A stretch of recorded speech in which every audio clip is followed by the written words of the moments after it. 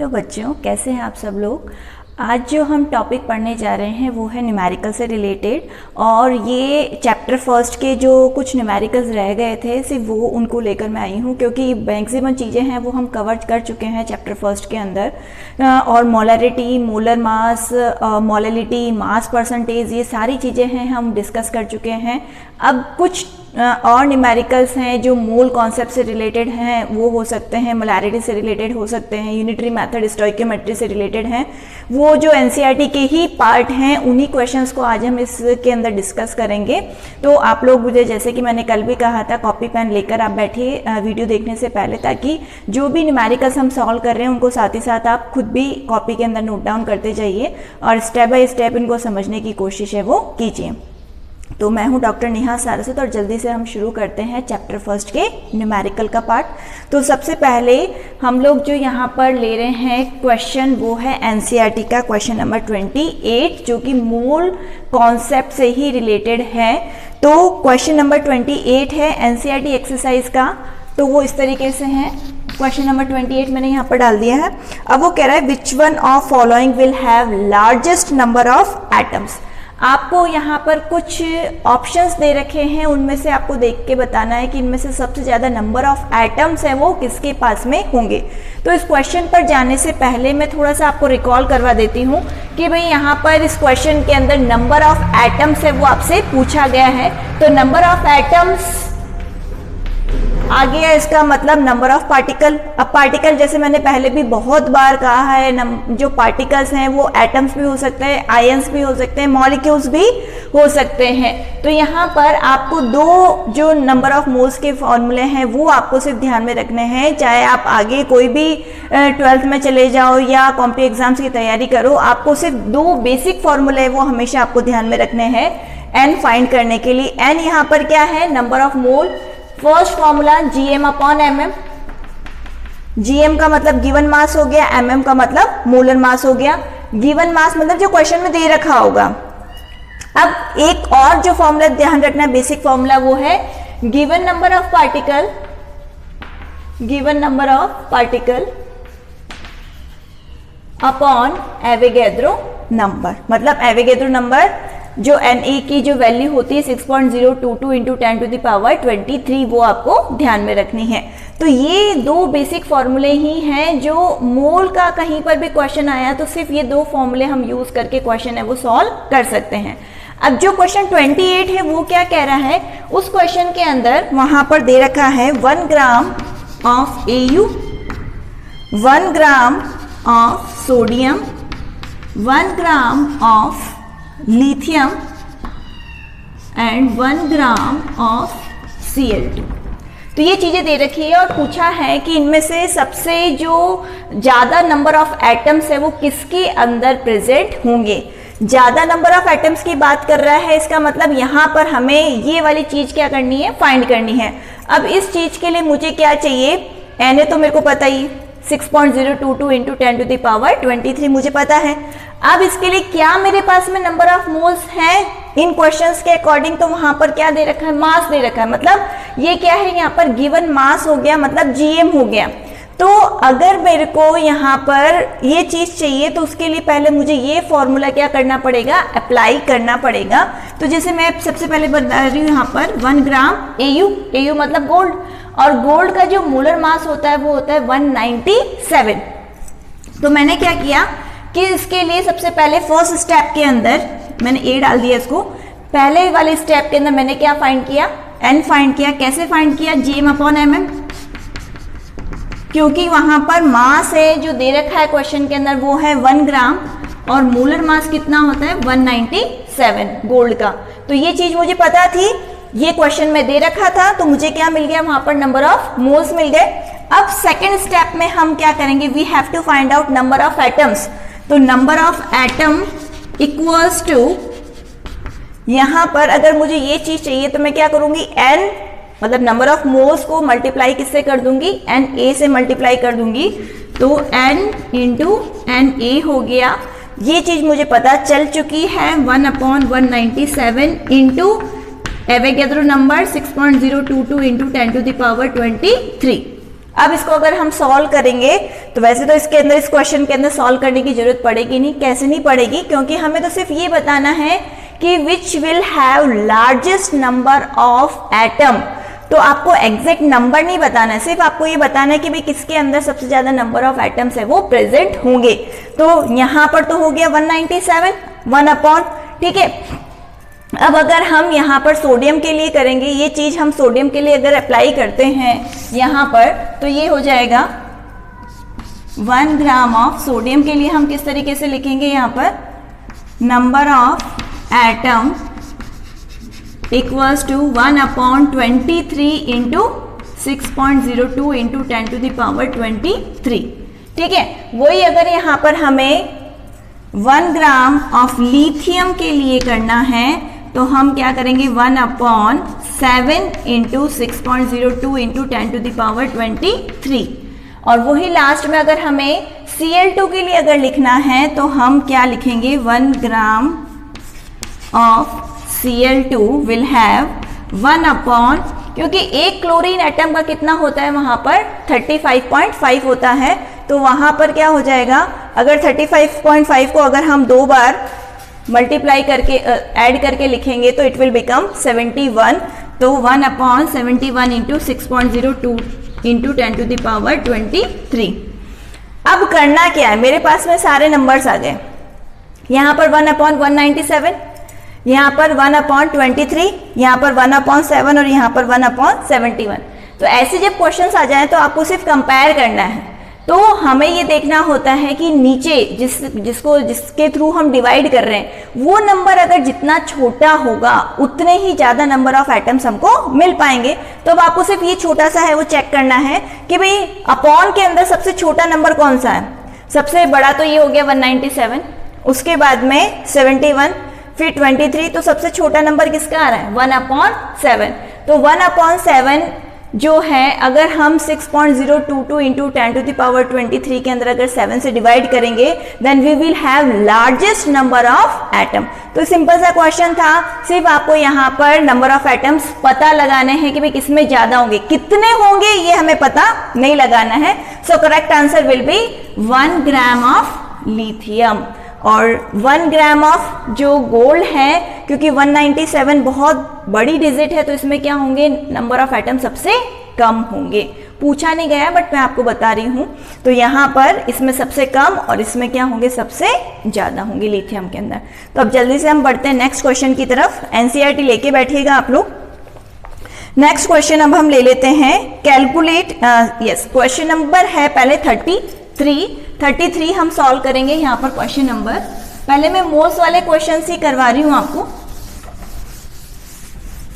33 question जल्दी से देखो आप लोग, बुक के अंदर क्या दे रखा है, उसके अंदर क्या कैलकुलेट करना है हमको। क्वेश्चन दे रखा है calculate number of atoms. Again हमको क्या करना है, number of atoms he calculate करना है। क्वेश्चन नंबर 33, यस किस किस में कैलकुलेट करना है, उसमें सबसे पहला है 52 मोल्स ऑफ He, मतलब हीलियम। हीलियम के अंदर हमें क्या करना है, वहां पर नंबर ऑफ एटम्स क्या करने हैं, कैलकुलेट करने हैं। अपने दिमाग में हमेशा ये दो चीजें, दो फॉर्मूले आपको रखने हैं। N इक्वल्स टू क्या होगा, Gm upon mm, given mass upon molar mass, और दूसरा गिवन नंबर ऑफ पार्टिकल को मैं शॉर्ट में करके, क्योंकि इतना नंबर लिखने के बजाय मैं कैपिटल N लिख रही हूं, अपॉन Na, ठीक है। तो ये दो फॉर्मूले, बेसिक फॉर्मूले, हमेशा कोई भी क्वेश्चन हो इनको बस आप अपने दिमाग में रखो। अब उसने क्या दे दिया, क्वेश्चन के अंदर मोल्स दे दिए और आपको नंबर ऑफ एटम्स क्या करने हैं, कैलकुलेट करने हैं। तो इसका मतलब ये चीज मेरे पास में है, ये मुझे पता है और ये मुझे क्या करना है, फाइंड करना है। तो जल्दी से फाइंड कर लेते हैं यहाँ पर। तो n मतलब गिवन नंबर ऑफ जो एटम्स है वो किसके इक्वल होगा, यहाँ पर स्मॉल n इंटू Na। तो 52 into 6.02 into 10 to the power 23, इसको इससे मल्टीप्लाई अगर हम करके देखते हैं तो यहाँ पर जो आंसर है वो आपको मिलेगा। अभी तो मैं क्या कैलकुलेट करने में टाइम ज़्यादा लग जाएगा, तो मैं डायरेक्ट आंसर लिख के बता रही हूँ आपको। 3.131 into 10 to the power 25 atoms. ठीक है। अब उसके बाद में नेक्स्ट आ जाता है इसके अंदर 52U, 52U ऑफ हीलियम। अब ये U क्या है, यहाँ पर यूनिफाइड मास है, वो एटॉमिक मास की यूनिट है, हमेशा ध्यान रखना U है वो एटॉमिक मास की ही यूनिट है यहाँ पर, और आपको दे रखा है 52U। अगर इस टाइप का कोई क्वेश्चन आ जाए तो यहाँ पर जैसे हीलियम की बात हम कर रहे हैं तो हीलियम का जो एटॉमिक मास है वो पता होना चाहिए, जैसे 4U है वो एटॉमिक मास यूनिट होती है हीलियम की, और वी कैन से जो 4U का मतलब unified mass 4U equals to 4U of helium equals to 1 atom of helium. ये हमेशा ध्यान रखना कि भाई अगर 4U दे रखा है, U एग्जैक्ट दे रखा है, आपको ग्राम्स में नहीं दे रखा, U दे रखा है, तो समझ जाओ कि वहां पर 4U of helium equals to 1 atom of helium, क्योंकि एक हीलियम के एटम का मास है वो कितना होता है, वो होता है 4U। अब यहां पर आपसे पूछा क्या गया है 52U में कितने एटम्स होंगे, तो हमें पता है कि भाई 4U मिलकर एक एटम बनाता है हीलियम का, तो 1U इक्वल्स टू कितना हो जाएगा 1/4, तो 52U किसके इक्वल हो जाएगा वहां पर 1/4 इंटू 52 इक्वल्स टू कितना आ जाएगा 30 एटम्स आ जाएगा। तो बहुत सिंपल था, ठीक है। अब लास्ट इसके अंदर और क्या बच रहा है 52 ग्राम ऑफ, थर्ड बच रहा है हमारा 52 gram of helium, 52 gram helium है वो रिमेनिंग रह रहा है। अब इसके अंदर क्या है, अब ये क्वेश्चन है 52 ग्राम दे रखा है, तो पहले हम वापस बेसिक फॉर्मूला पर आ जाते हैं, N इक्वल्स टू क्या होगा gm/mm। अब इसके अंदर मेरे को 52 ग्राम दे रखा है, क्वेश्चन के अंदर मास गिवन है, इसका मतलब gm मेरे को दे रखा है, तो gm दे रखा है, तो firstly we have to find out number of moles, then we will go on to the second formula for calculating given number of atoms. तो ये वाला क्वेश्चन मेरा कितने स्टेप्स में होगा, 2 स्टेप्स में होगा। फर्स्ट स्टेप में we have to calculate number of moles by applying the formula gm/mm। ये फॉर्मूला हमने लगाया, कितना दे रखा है क्वेश्चन के अंदर 52, and we know the molar mass of helium is 4, तो आंसर कितना आया 13 आया। अब 13 तो क्या हो गया मोल हो गए, ये है मोल्स, ठीक है, ये मोल हो गए।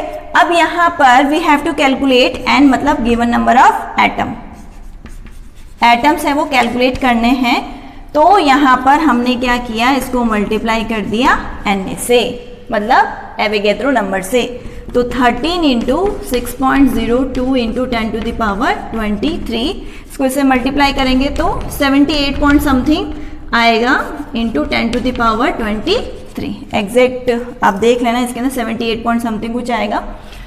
तो यहाँ पर इस तरीके से बहुत सिंपल तरीके से आपको सिर्फ दिमाग में क्या रखने हैं, 2 फॉर्मूलेज अगर आप बेसिक दिमाग में लेके चलो तो कोई भी क्वेश्चन आ जाए आप पहले ये समझो कि भाई क्वेश्चन में दिया हुआ क्या है।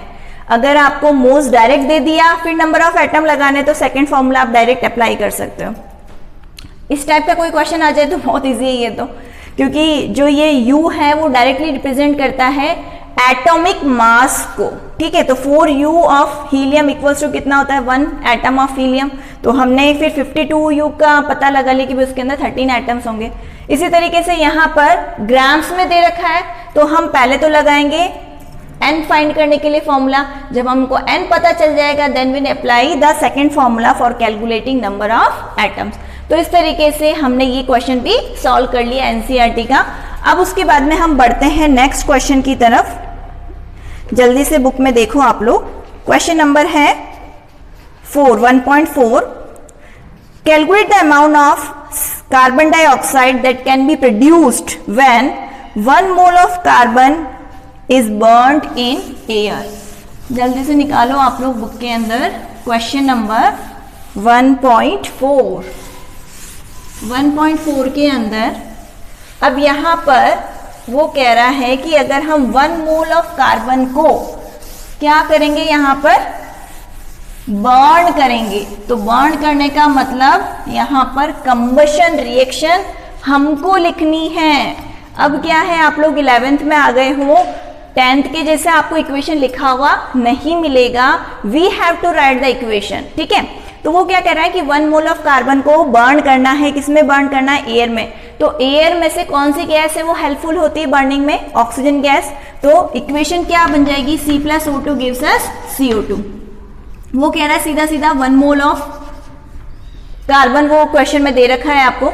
और वैसे भी यहाँ पर अगर हम नॉर्मल इक्वेशन लिखते हैं तो यहाँ पर क्या है कि भाई हमने आगे कोई कोफिशिएंट नहीं लगा रखा है, तो C का 1 मोल, ये भी 1 मोल, और ये भी कितना मिल रहा है, 1 मोल मिल रहा है। अगर इसको ग्राम्स में कन्वर्ट करके देखें तो यहाँ पर 12 ग्राम, ये कितना हो गया 32 ग्राम, क्योंकि एक ऑक्सीजन का मास होता है वो 16 होता है, तो 2 का कितना हो जाएगा 32।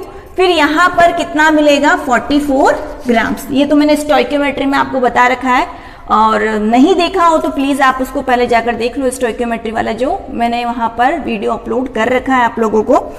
अब इसके अंदर वो क्वेश्चन पूछ रहा है कि how much amount of CO2 is produced when 1 mole of carbon is burn.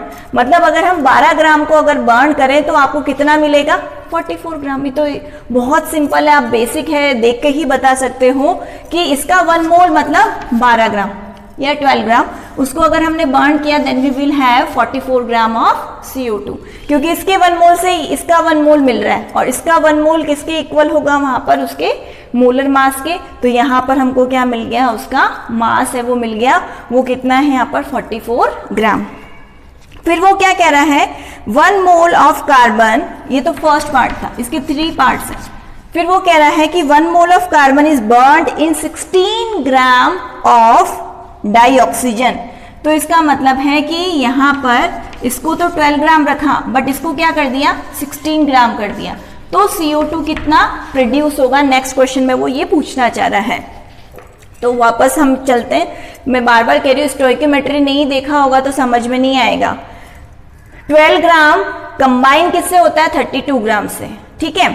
अब यहाँ पर 32 ग्राम को इन्होंने क्या कर दिया, आधा कर दिया, तो यहाँ पर ये बन गया लिमिटिंग रिएजेंट। मैंने पहले भी एग्जांपल दिया था प्रीवियस वीडियो के अंदर कि अगर वहाँ पर अगर आपको किचन में सब्जी बनाने के लिए भेजा जाए और आपने सारी तैयारी कर रखी है, सब्जी जैसे आधी बनी और उसी में गैस है वो खत्म हो गई, तो वहाँ पर क्या सब्जी पूरी बन पाएगी, नहीं बन पाएगी। क्यों, क्योंकि जो चीज़ें हमें चाहिए वो नहीं रह गई। अब उसमें जो मेन जो हमारा जो फ्यूल था वो ही खत्म हो गया, तो वहां पर वो चीज क्या है, आधी बनी। तो यहाँ पर भी क्या है कि हमें चाहिए कितना 32 ग्राम, है कितना 16 ग्राम, तो ये जस्ट इसका आधा है, तो ये भी कितना बन पाएगा, इसका आधा ही बन पाएगा। तो आंसर कितना हो जाएगा यहाँ पर 22 ग्राम। और यहाँ पर अगर आप यूनिटरी मेथड से करके देखना चाहते हो तो वैसे भी कर सकते हो कि 32 gram of O2 gives 44 gram of CO2, ठीक है।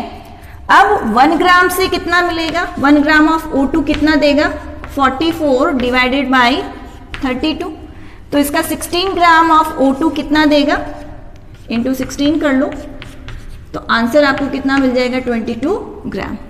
तो अगर चाहे इतना लंबा करके देखना चाहते हो तो वैसे भी कर सकते हो, और शॉर्ट में अगर समझ में आ गया होगा स्टोइकियोमेट्री देख के तो वैसे ही पता चल जाएगा कि ये इन्होंने आधा कर दिया, तो ये चीज भी क्या हो जाएगी, यहाँ पर आधी है वो रह जाएगी। अब लास्ट क्वेश्चन और देख लेते हैं इसका।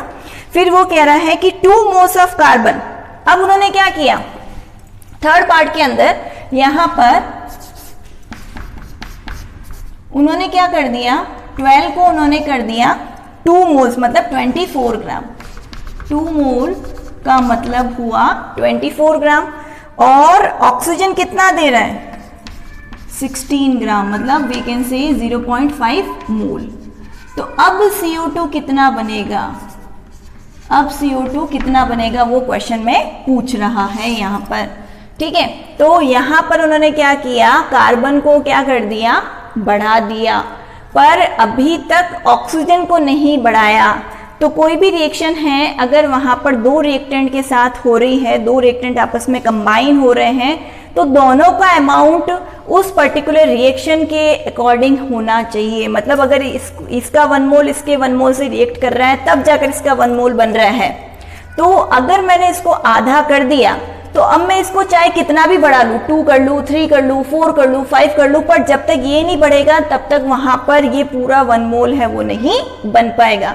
वही एग्जाम्पल मैं वापस दे रही हूँ आपको कि आपके पास में जैसे अगर आप किचन में जा रहे हो, सब्जी बना रहे हो, आप बहुत आपके पास में खूब सारी वेराइटीज हैं, खूब सारे स्पाइसेस है, खूब सारा ऑयल भी अवेलेबल है, सब्जी भी है, पर अगर फ्यूल ही खत्म हो जाए तो वहां पर क्या है कि सब्जी अगर आधी बनी और फ्यूल उसी समय खत्म हो गया तो उस कंडीशन में क्या होगा, आपके पास में चाहे खूब सारी सब्जियां फ्रिज में रखी हो, खूब सारे स्पाइसेस पड़े हो और खूब सारा ऑयल भी हो, स्टिल जब तक गैस और वी कैन से फ्यूल वहां पर नहीं होगा तब तक वो आपका काम है वो कंप्लीट नहीं हो पाएगा।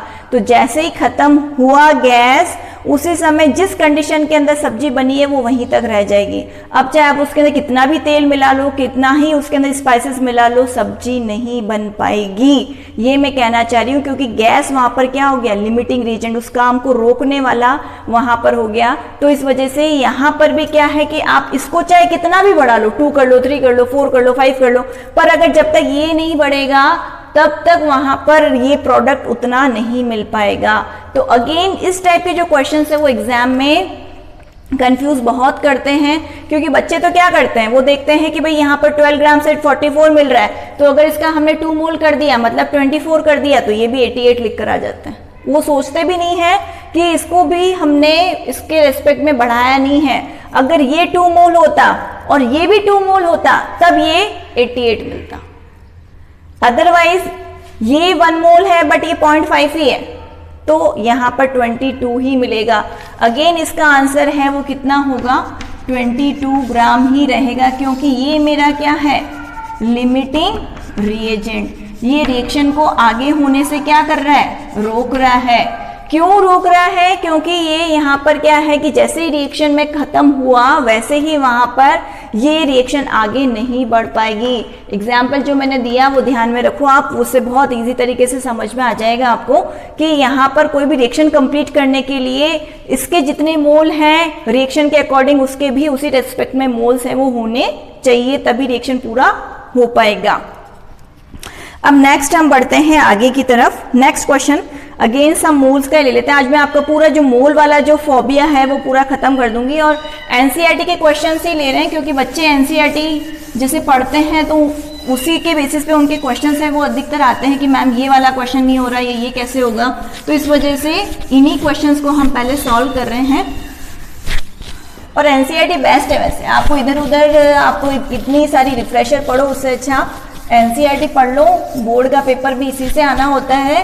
तो ये अगर हमने अच्छे से कर ली तो हमें कोई भी आगे बढ़ने से नहीं रोक सकता, कोई भी हमें 100 आउट ऑफ 100 आने से नहीं रोक सकता है। अब इसके अंदर नेक्स्ट क्वेश्चन ले लेते हैं, आप भी निकालो बुक में 1.10 मतलब क्वेश्चन नंबर जो 10 है उसके अंदर क्या दे रखा है, इन 3 moles of ethane, 3 moles ethane के दे रखे हैं। तो सबसे पहले इथेन का फॉर्मूला क्या होगा, C2H6, और इसके कितने मोल्स दे रखे, 3 मोल्स दे रखे, ठीक है। फिर वो क्या कह रहा है, आपको कैलकुलेट करना है। क्या कैलकुलेट करना है, number of moles of carbon atom. हमें क्या बताना है इसके अंदर, कार्बन के एटम्स के मोल्स बताने हैं। अगर मैं इसको हाइड कर दूं तो आपको इसके अंदर कार्बन के कितने एटम्स नजर आ रहे हैं, 2। सीधे पहले फॉर्मूला देखो, C2H6 के अंदर नंबर ऑफ कार्बन कितने हैं, 2 है। तो 1 mole of C2H6 has 2 number of carbon atoms. ये क्लियर हो गया। मैंने इसको हाइड कर दिया, सिर्फ इसको देखा तो मुझे कितने एटम्स नजर आए, 2 नजर आए। तो वहां पर 3 मोल्स में कितने होंगे, 2 × 3। तो आंसर कितना आया, 6 एटम्स। बहुत सिंपल है, बहुत सिंपल है, पर बच्चे इतना डर जाते हैं कि कैसे होगा, ये क्या करना है इसके अंदर। तो सीधे फॉर्मूला देखा, आपसे वहां पर नंबर ऑफ मोल्स पूछा गया है, 1 मोल के अंदर 2 एटम्स है, तो 3 में कितने होंगे, 2 × 3 हो जाएंगे।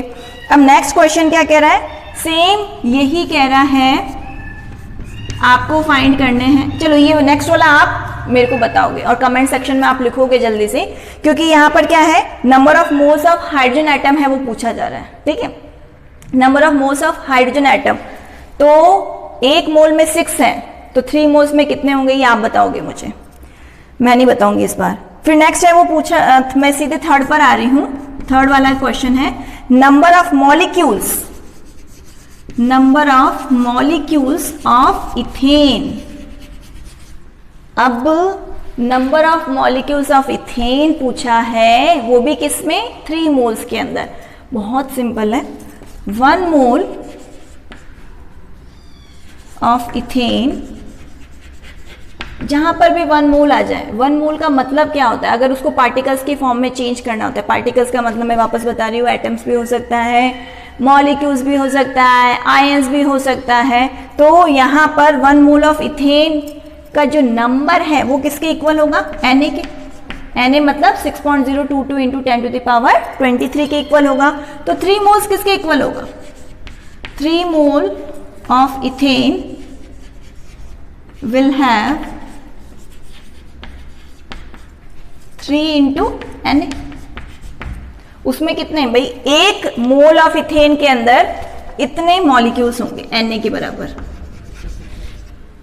मतलब 6.022 इंटू 10⁻23 मॉलिक्यूल्स होंगे। तो 3 moles of ethane will have 3 into 6.022 into 10⁻23।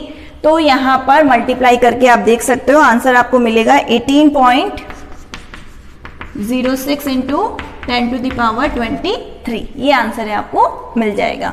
तो इस तरीके से बहुत इजी तरीके से आपने क्वेश्चन है वो सॉल्व कर लिए। यहाँ पर सेकंड वाला क्वेश्चन आप खुद करोगे, कमेंट सेक्शन में आपको खुद लिखना है कि सेकंड वाले का आंसर क्या होगा। तो बहुत सिंपल क्वेश्चंस थे यहाँ पर, जो हमने मोल्स वाले हैं वो डिस्कस किए यहाँ पर। तो हमने 4 क्वेश्चंस तो ऑलमोस्ट हमने कर लिए हैं मोल्स वाले। अब कोई और क्वेश्चन हम ले लेते हैं, एक छोटा सा एक और है, जो कल मैंने मोलारिटी पढ़ाया था, देखा आप लोगों ने वीडियो, तो उसके अंदर आपको बहुत अच्छे से डिटेल में सारा मैंने मोल्स, मोलारिटी, मोलेलिटी, वो सारी चीज़ें आपको एक्सप्लेन की हैं। नहीं देखा है तो उसको भी आप जाकर देखो, उसके अंदर भी एनसीईआरटी के क्वेश्चंस है वो सॉल्व करा रखे हैं। एनसीईआरटी के क्वेश्चन साथ ही साथ जो इंटेक्स्ट प्रॉब्लम्स है वो भी है उसके अंदर सॉल्व करवा रखी है, बता रखा है स्टेप बाय स्टेप। तो उसी से एक छोटा सा एक क्वेश्चन और है, आपको डिफरेंस बताना है बिटवीन 0.50 मोल और दोनों ही क्या है, सोडियम कार्बोनेट। इनके लिए क्या बताना है आपको, डिफरेंस बताना है कि इन दोनों में क्या डिफरेंस है। एक जगह तो यहाँ पर मोल लिखा हुआ है, एक जगह क्या लिखा हुआ है, वहां पर कैपिटल M लिखा हुआ है। तो कल मैंने वीडियो में बताया था मोलैरिटी वाले में कि भाई इस M का मतलब क्या हो गया, मोलैरिटी हो गया, और इसको अगर हमें एक्सपांड करके लिखना है तो इसका मतलब हो गया 0.50 moles of sodium carbonate are dissolved in 1 liter of solution. 1 liter of solution. Either we can also write 1000 ml of solution. ठीक है, तो यहाँ पर वॉल्यूम आ गया, ये इसके मोल्स आ गए। तो कल मैंने ट्राइंगल भी बताया था, जो मोलैरिटी ट्राइंगल था उसके थ्रू भी आप देख सकते हो कि M इक्वल्स टू क्या होगा, N upon capital L। L का मतलब हो गया लीटर और लीटर का मतलब हो गया वॉल्यूम। अब यहाँ पर इस चीज का तो मतलब ये हो गया और ये क्या हो गए, मोल्स हो गए। आप चाहे तो इसको ग्राम्स में भी कन्वर्ट करके देख सकते हो कि भाई स्मॉल n इक्वल्स टू क्या होता है, GM अपॉन MM। ठीक है, तो यहाँ पर क्या दे रखा है, मेरे को ये चीज दे रखी है, तो अगर मेरे को GM पता लगाना है तो किसके इक्वल हो जाएगा, N इंटू MM के इक्वल हो जाएगा। तो N यहाँ पर क्या हो गया, N हो गया 0.50 इंटू आगे MM के लिए हम इसका मोलर मास है वो फाइंड करके लिखेंगे, तो ये हो जाएगा 23 इंटू 2 कितना हुआ भाई, प्लस कार्बन का 12 प्लस 48 इसको आप सॉल्व करोगे तो यहाँ पर आपको इसका मोलर मास है वो मिल जाएगा। तो जब आप इसको कैलकुलेट करोगे तो आपको यहाँ पर पता चल जाएगा भाई कितने ग्राम। लास्ट क्वेश्चन है यूनिटरी मेथड का, वही मोल्स वगैरह से स्टोइकियोमेट्री से रिलेटेड, वो लास्ट एक और देख लेते हैं। आप लोग निकालो लास्ट क्वेश्चन एनसीईआरटी एक्सरसाइज का जल्दी से, ज़्यादा टाइम नहीं लेंगे नहीं तो वीडियो भी लंबा हो जाएगा और आप लोग भी बोर होने लग जाओगे। 4HCl क्वेश्चन नंबर है 36। MnO2 gives us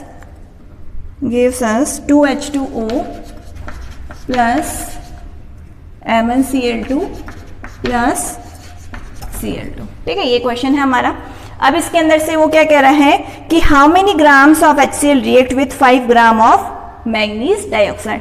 तो जब भी इस टाइप का क्वेश्चन आए सबसे पहले स्टोइकियोमेट्री लगाओ कि भाई यहाँ पर इसके 4 मोल रिएक्ट कर रहे हैं इसके 1 मोल से, और हमें तो सिर्फ क्या पता लगाना है कि भाई HCl है वो कितने इससे रिएक्ट करता है, MnO2 से कितने MnO2 से रिएक्ट करता है। और इनके वैसे 2 मोल्स बन रहे हैं, ये 1 मोल बन रहा है, ये 1 मोल बन रहा है, पर इनके बारे में पूछा गया ही नहीं आगे, सिर्फ यहीं पर ही हमारा क्वेश्चन है वो खत्म हो रहा है। तो मोल्स को जब भी हमें ग्राम्स में कन्वर्ट करना होता है तो यही वाला formula, number of moles equals to GM upon MM।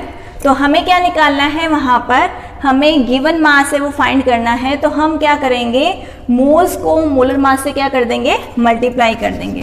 तो इसका आ गया 36.5, 1 + 35.5 इक्वल्स टू 36.5। और ये क्या हो गया हमारा, 1 मोल किसके इक्वल होगा, Mn का जो मास है वो कितना होता है 55, 55 + 32 करोगे देन यू विल हैव 87 ग्राम, ये आ गया। तो यहाँ पर इसको फर्दर सॉल्व किया तो कितना आएगा, 146 आएगा, 146 ग्राम आ जाएगा। ठीक है, 146 ग्राम आ गया। तो अब आप क्या लिखोगे, क्योंकि क्वेश्चन में क्या गिवन है कि 5 ग्राम MnO2 कितने HCl से, कितने ग्राम HCl से क्या करेगा, कंबाइन करेगा। तो सबसे पहले यूनिटरी मेथड से हम इक्वेशन लिखेंगे, 87 gram of MnO2 react with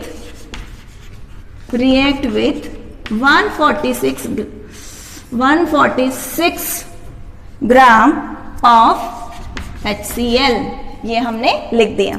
अब क्या है, 1 ग्राम कितने से रिएक्ट करेगा, 146 अपॉन 87। तो 5 ग्राम ऑफ MnO2 कितने से रिएक्ट करेगा, 146 अपॉन 87 इंटू 5। तो आंसर है वो आपको मिल जाएगा। अभी तो मैं डायरेक्ट आपको देख के बता रही हूँ कि भाई कितना आंसर आना चाहिए इसका। इसका आंसर आपको मिलेगा, यहाँ पर देखकर बताना पड़ेगा मुझे, क्योंकि कैलकुलेशन में क्या है टाइम ज़्यादा लग जाएगा। तो ये मिलेगा आपको 8.40 ग्राम HCl। ठीक है, तो ये आ गया हमारा आंसर। आप भी चेक कर लेना, मेरे हिसाब से ये सही है। कैलकुलेशन में ऊपर नीचे हो जाता है काफ़ी बार जल्दीबाजी के अंदर। तो यहाँ पर ये हो गया 8.40 ग्राम HCl। तो इस तरीके से अभी जितने भी जो क्वेश्चंस कराए आप लोग प्रैक्टिस जरूर करना, इनको कॉपी में नोट डाउन जरूर कर लेना आप लोग, और प्रैक्टिस करते रहो। इस तरीके से एनसीईआरटी के क्वेश्चंस है और करने की कोशिश करो। और भी कोई ऐसा क्वेश्चन अगर रह गया है जो आपको नहीं आ रहा है तो आप कमेंट सेक्शन में लिख सकते हो, मुझे बता सकते हो कि भाई ये क्वेश्चन हमसे नहीं हो पा रहा है, तो मैं ज़रूर उसके लिए भी वीडियो बना दूंगी। आई होप आप लोगों को ये समझ में आया होगा। इसी एक पूरे वीडियो को अगर आप एक बार और देख लेना अगर नहीं आया हो तो। ये बहुत सारी चीज़ें क्या है, बेसिक है। अगर आपने यहीं पर अच्छे से क्लियर कर लिया तो 12th में दिक्कत नहीं आनी। और आगे कॉम्पिटिटिव एग्जाम्स वगैरह जितने भी आप देते हो, नीट वगैरह की तैयारी कर रहे हो या IIT वगैरह के, सबके लिए चीज़ें हैं, बेसिक चीज़ें हैं जो बहुत काम आने वाली हैं। तो इसलिए यहाँ पर 11th में ही अपना बेस इतना स्ट्रॉन्ग कर लो कि आगे आपको दिक्कत नहीं आए। आई होप आप लोगों को समझ में आ गया होगा। Thank you.